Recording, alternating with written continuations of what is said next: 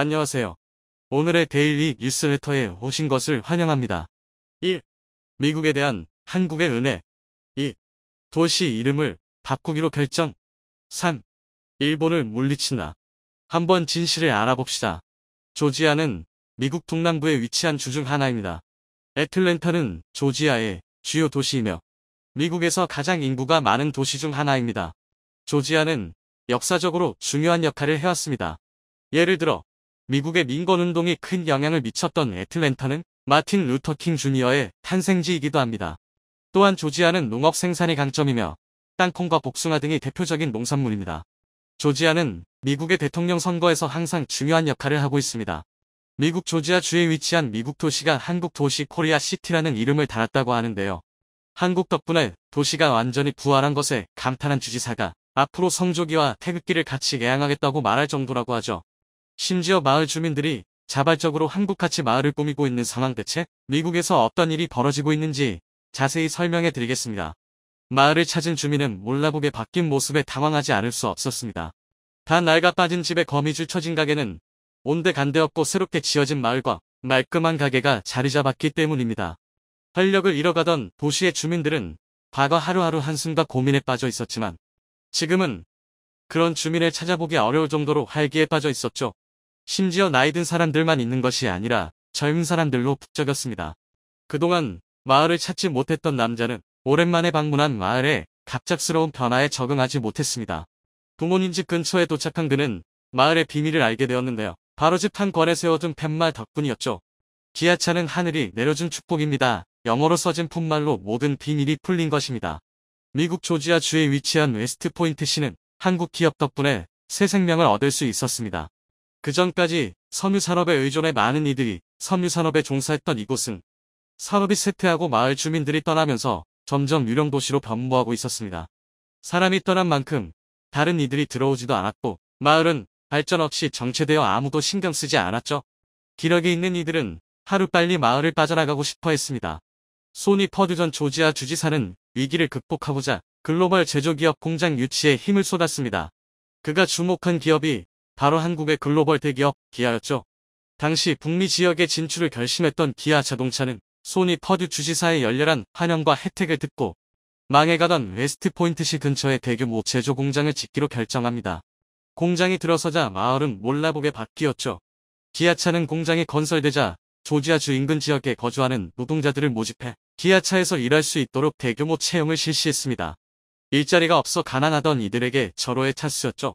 3천여 명의 생산직 근로자를 미국에서 채용하면서 관련된 산업 역시 활기를 띠기 시작했습니다. 임금을 받기 시작한 노동자들이 먹고 마시고 놀 수 있는 식당과 가게들이 연달아 부활하면서 사람들이 모이기 시작했죠. 웨스트포인트시의 실업률은 13%에서 10%로 줄어들면서 기아 자동차의 공장 유치는 대성공이었습니다. 한국인들을 위한 가게들도 덩달아 생겨나면서 웨스트포인트시는 한류의 전진기지 역할을 맡게 되었죠. 피자헛이 있던 곳은 사라지고 그 자리에 한국갈비집이 생겼습니다. 한식당들이 세워지고 마을 주변은 한국인들을 위한 공간들이 하나둘 자리 잡게 되었습니다. 처음에는 이색적인 문화에 거부감을 느끼던 이들이 기아차 덕분에 마을이 부흥을 맞이하게 되자 적극적으로 한국을 받아들였죠. 한국 덕분에 마을이 부흥하게 되자 이에 감사한 마을 사람들과 주지사는 기아의 이름을 딴 도로를 만들 정도로 한국에게 감사했다고 합니다. 한국 표가를 톡톡히 본 조지아주는 한국 기업들 유치에 열을 올리며 기아 외의 다른 기업들 유치에 본격적으로 나섰습니다. 덕분에 조양, 공조 부품 생산 기업인 만도와 금호타이어 공장 유치에 성공. 한국 공장지대로 착각할 만큼 많은 수의 기업들이 조지아에 진출했습니다. 덕분에 조지아주는 코리아 벨트라고 불릴 정도로 한국 기업이 밀집 100개가 넘는 다양한 한국 공장들이 들어와 있을 정도로 규모가 커졌습니다. 덩달아 조지아주는 한국 공장들 덕분에 높은 수입을 얻을 수 있었죠. 마을 주민들은 자발적으로 기아가 온 것이 하늘의 축복이라는 말을 할 정도로 기아차에 대해 높은 신뢰를 보내고 있습니다. 한국인들이 보여준 성실함과 꼼꼼한 일처리에 미국인들은 감탄하며 미국인들도 한국인들이 보여준 모습을 배워야 한다고 할 정도입니다. 미국에게 꾸준한 투자와 인프라 설치로 조지아주에 위치한 기아 공장은 소렌토 SUV, K5, 텔루라이드 등 핵심 기종들을 연간 34만 대 이상씩 생산하고 있습니다. 꾸준한 노력 덕분에 기아는 현지에서 높은 반응을 얻고 있는데요. 2020년 기아 조지아 공장에서 생산한 텔루라이드의 경우 2020년 북미 올해의 SUV 상을 수상할 정도로 영향력을 입증했습니다. 코로나로 인해 외부 출입이 제한되고 사람들의 움직임이 둔화된 시기에 텔루라이드를 비롯한 기아 차종이 미국에서 높은 인기를 끌고 있는 것에 많은 자동차 전문지와 차 전문가들이 잇따른 분석을 내놓았는데요. 유동성이 많이 풀리고 달러가 시중에 많이 공급되면서 달러 가치가 많이 떨어지는 가운데 미국 사람들에게 필수적이라 할 수 있는 차량 구입에 사람들이 까다로워졌는데요. 특히 가성비에 신경을 많이 쓴 사람들이 한국차를 주목하게 되었다고 합니다. 코로나 이전에는 자신이 원하는 기종인 미국차나 유럽차를 선택했지만 그만큼의 비용을 지불하기도 어렵고 성능이 떨어지는 차 대신 훌륭한 성능을 자랑하고 비용도 합리적인 한국차가 인기를 끈 것이죠. 실제로 한국 GM이 생산하는 쉐보레 트레일블레이저는 25,024대가 팔려 미국 내 소형 SUV 판매량 2위를 기록. 청소년들을 위한 차라는 별명을 얻을 정도였습니다. 생애 첫 차로 중형 SUV를 선택하기 부담스러운 이들은 상대적으로 소형인 쉐보레에 매료되어 이 차를 구입하게 되었다는 분석이죠. 실제로 품질과 가격 면에서 다른 차종을 압도하고 있기에 학부 모델 사이에서도 아이에게 줄 첫 차로 제격이라는 평가를 들을 정도였습니다. 이 중에서 기아차는 최고의 선택이라는 평가를 들으며 미국에서 또 하나의 한류 발언을 불러일으켰는데요. 올해 미국 시장조사업체 JD파워의 내구 품질 평가 VDS에서 1위를 차지하며 정점을 찍었습니다. 일반 브랜드가 이 평가에서 고급 브랜드를 제치고 단독 2위를 기록한 것은 사상 처음 있는 일입니다. 미국 현지 언론들은 이 소식을 전달하며 한국 브랜드의 약진에 충격을 받았다고 하는데요. 폭스뉴스 앵커는 기아가 새로운 왕이 됐다는 평가를 내놓으며 한국의 약진이 무섭다는 이야기와 함께 일본차를 버려도 된다는 논평까지 했죠. JD파워가 산정하는 내구 품질 평가는 32개 브랜드 139개 모델을 대상으로 품질 조사를 한 것으로 미국 소비자들 사이에서 정평이 난 평가입니다. 특히 의미가 있었던 것은 유수의 일본차들까지 제쳤기 때문에 더 의미가 있었습니다. 고급 브랜드 차종으로 이름난 렉서스는 이번 평가에서 6위를 차지. 이전까지는 높은 브랜드 평판과 품질로 상위권을 독차지했으나 이번에는 한국 차의 순위가 밀리며 굴욕을 맛봐야 했죠. 이번 평가가 나오고 나서 일본 주요 자동차 회사들은 품질 자랑을 할 수 없게 되었는데요.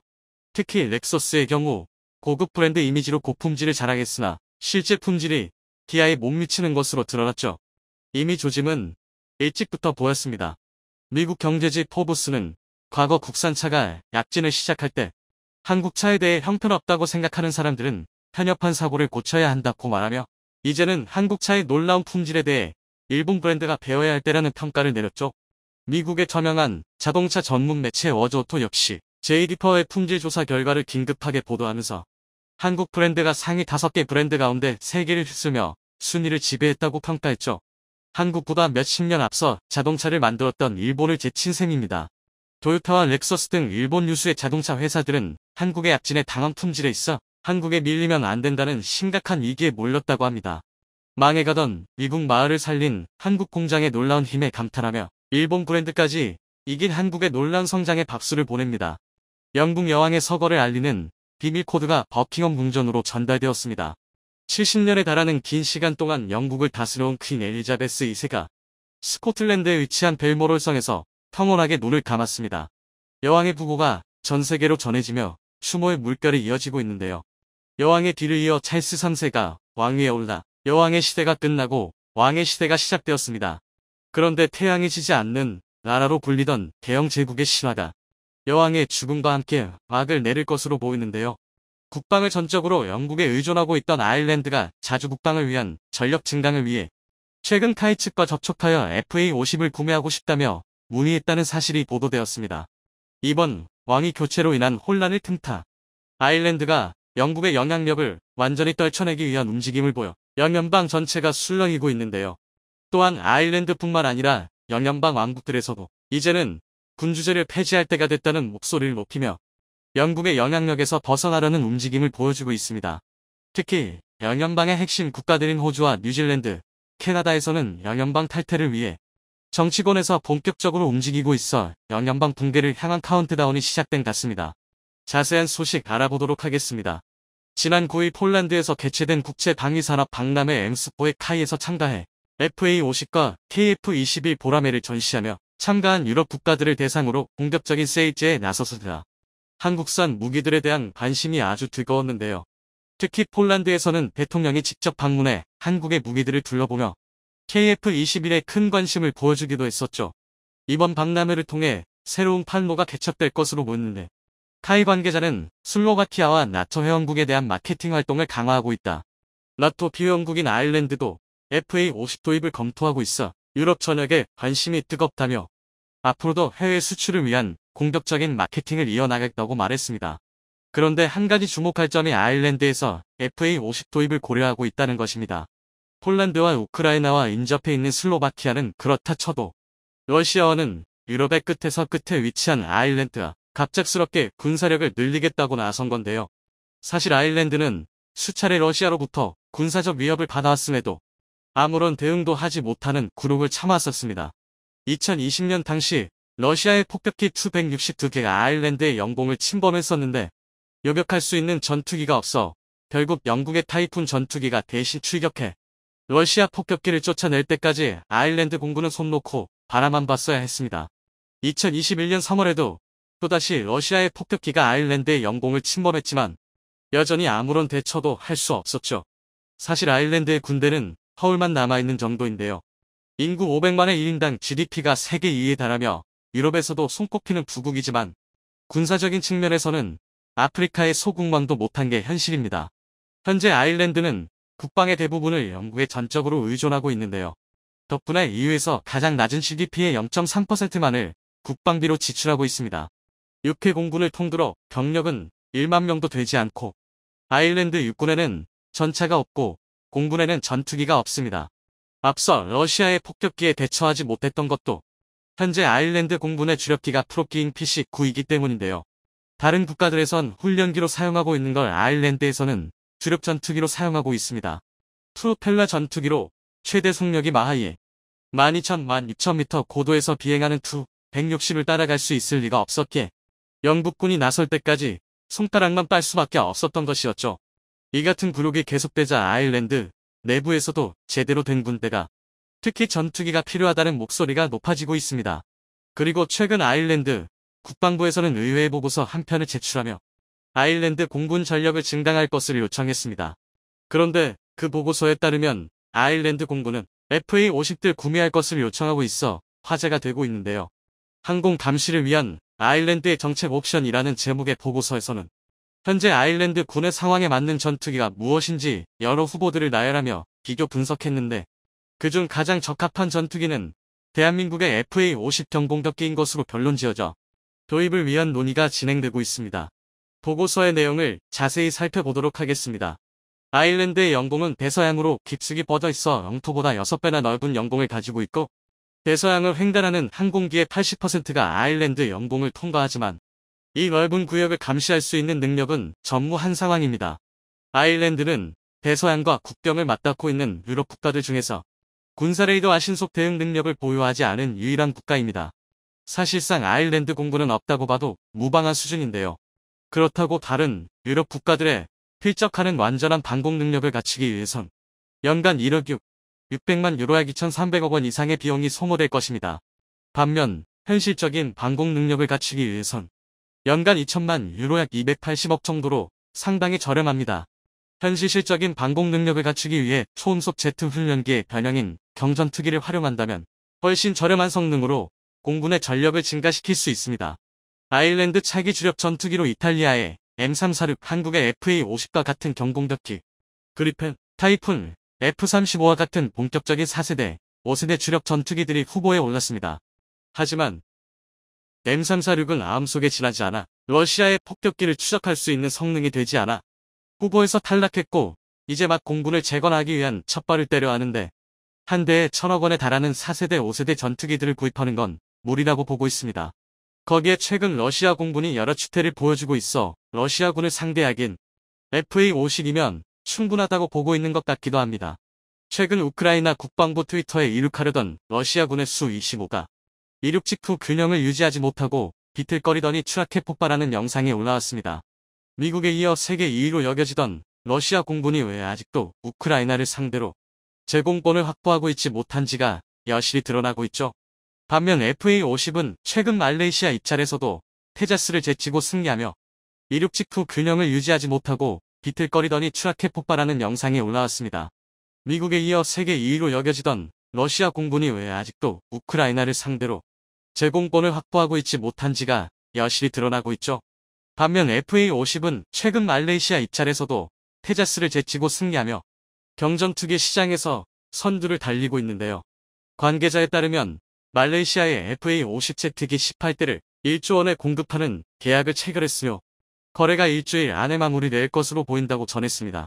아일랜드 국방부 역시 FA-50 경공격기가 매우 뛰어난 성능을 가지고 있어 4세대 전투기의 90%에 달하는 전투력을 발휘할 수 있으며 훈련기와 공격기 두 역할 모두 효율적으로 수행할 수 있어 공군을 재건해야 하는 아일랜드의 상황에 매우 적합하다고 밝혔습니다. 아일랜드 공군에서도 FA-50을 경전투기 시장을 선도하는 모델이며 초음속을 낼 수 있어 모든 속도와 고도 영역에서 목표를 요격할 수 있는 이상적인 전투기라 평했습니다. 이러한 이유들 때문에 4세대와 맞먹는 성능을 가지고 있으면서 비용은 훨씬 저렴한 FA-500I의 최종 후보로 결정되었습니다. 의회에서 이러한 보고서를 공개한 이후 아일랜드군의 전력 증강을 위한 별다른 움직임이 포착되지 않았었는데 올해 러시아의 우크라이나 침략과 그리고 이번 엘리자베스 2세 여왕의 서거를 계기로 본격적인 군 팽창에 나선 것으로 보입니다. 이 같은 아일랜드의 행보에 가장 민감하게 반응하는 곳은 당연히 옆나라 영국인데요. 독립하여 연연방에서 탈퇴한 것도 모자라 이제는 완전히 영국의 영향력에서 벗어나려 한다고 우려하고 있습니다.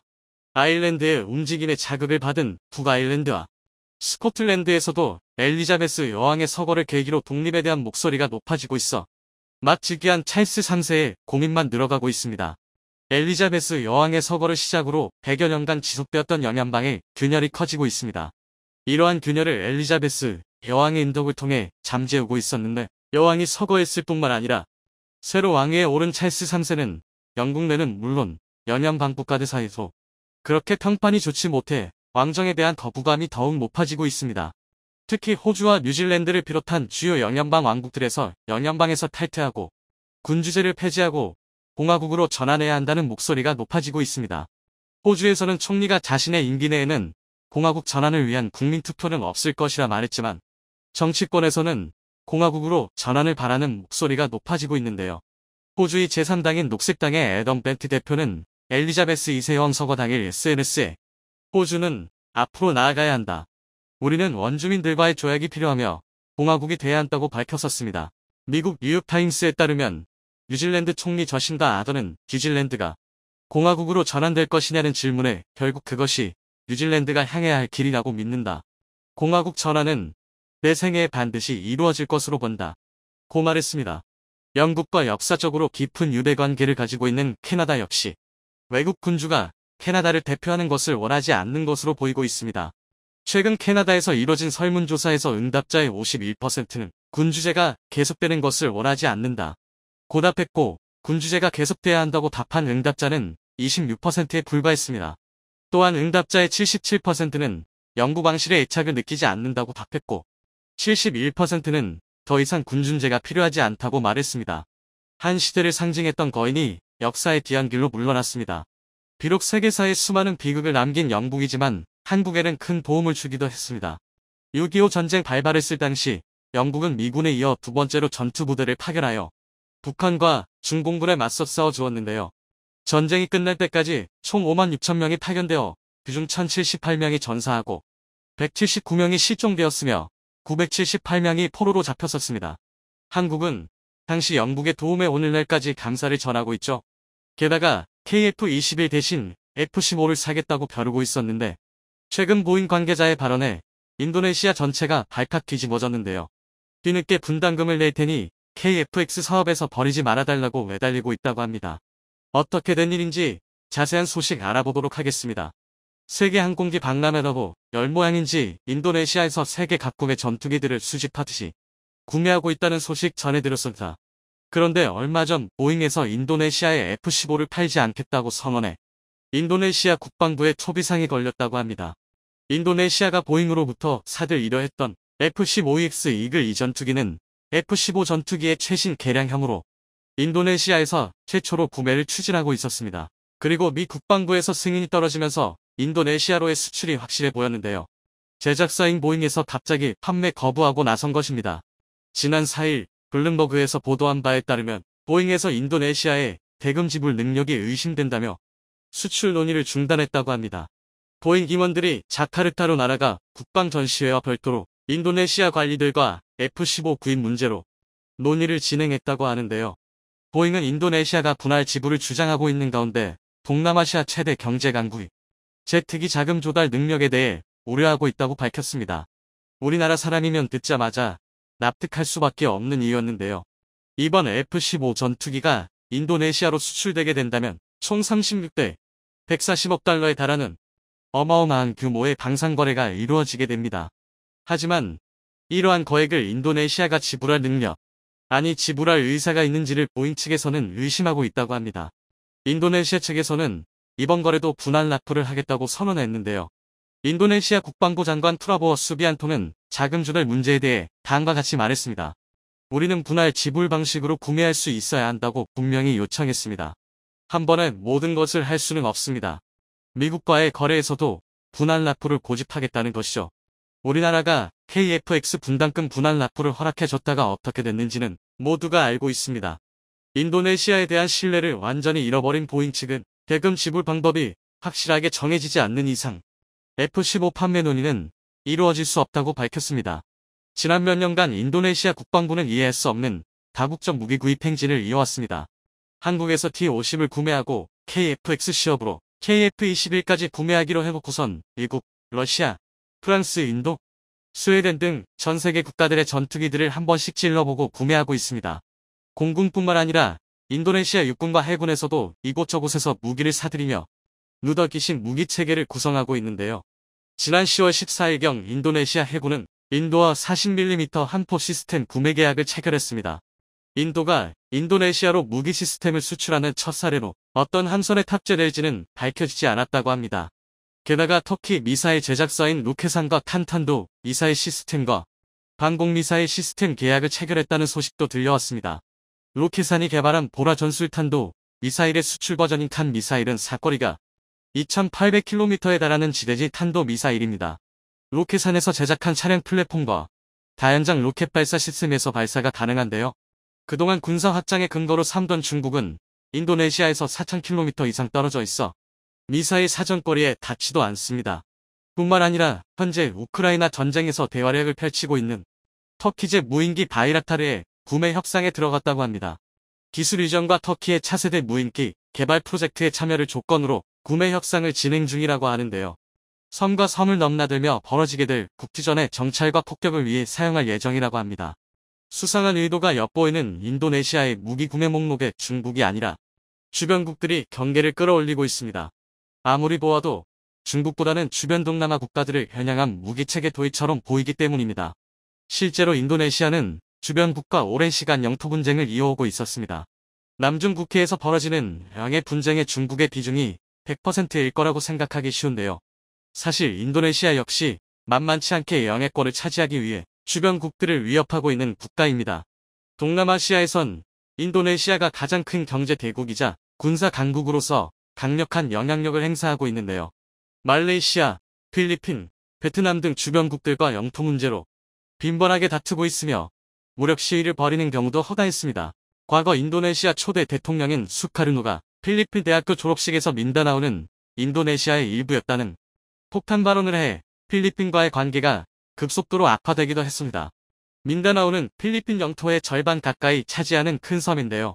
우리나라로 치면 일본 총리가 인날본 부서를 공식 석상에서 발언한 것이나 다름없는 사건으로 현 정부는 이러한 기조를 그대로 계승해 다른 동남아 국가들의 몇몇 섬들을 인도네시아가 잃어버린 영토로 보고 있다고 합니다. 인도네시아와 가장 사이가 좋지 못한 말레이시아와는 오래전부터 국경선을 두고 다투며 군사적 충돌까지 감행했었으나 근래에도 영토 분쟁을 벌이고 있는 지역의 전투기를 출격시키는 등 일촉즉발의 대치가 이루어지기도 했었으나 뿐만 아니라 베트남과도 영해권 분쟁을 이어가는 등 거의 모든 주변국들과 영토를 두고 다투고 있습니다.